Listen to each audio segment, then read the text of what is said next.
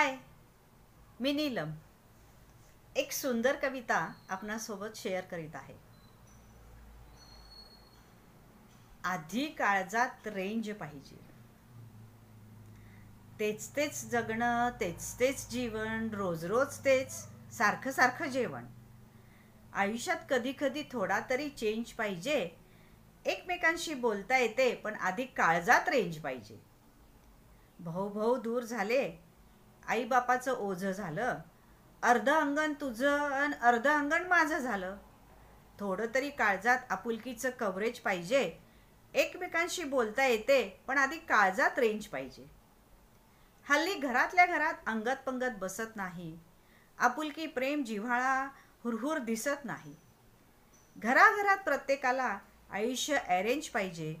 एकमेकांशी बोलता येतं, पण आधी काळजात रेंज पाहिजे. एकमेकांचं सुखदुःख एकमेकांनीच वाटायचं. आपुलकीनं मायेनं एकमेकांना भेटायचं. एकत्र पंक्तीत जेवतानाही शेतातलं ताजे व्हेज पाहिजे.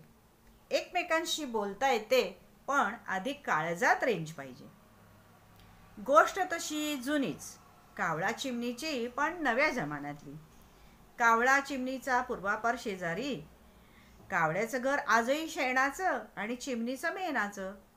जोरदार पाऊस झाला, कावळ्याचं घर गेलं वाहून. तो गेला चिमणीकडे धावून. चिमणी आपली पिल्लातच होती व्यस्त. कावळा आपला भिजून भिजून त्रस्त. असेच मग दिवस गेले, वर्ष सरली.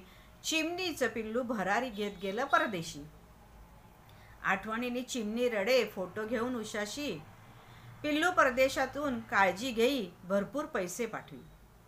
पैसे नको, पिल्लूच हवं, चिमणी पैसे साठवी.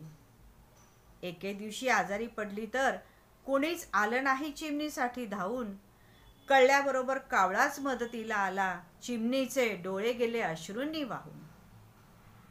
कावळा म्हणाला चिमणीला, विचार फार करू नकोस, लक्षात ठेव मात्र, घरच्यांसोबत जोडून ठेवावेत आपुलकीचे चार मित्र.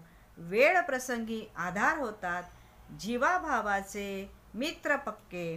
त्यांच्याबरोबर जगता येते आनंदाने जीवन अख्खे, पण त्यासाठी काळजात रेंज पाहिजे. हे वाचल्यानंतर जीवनाचा खरा अर्थ सर्वांच्या लक्षात येईल.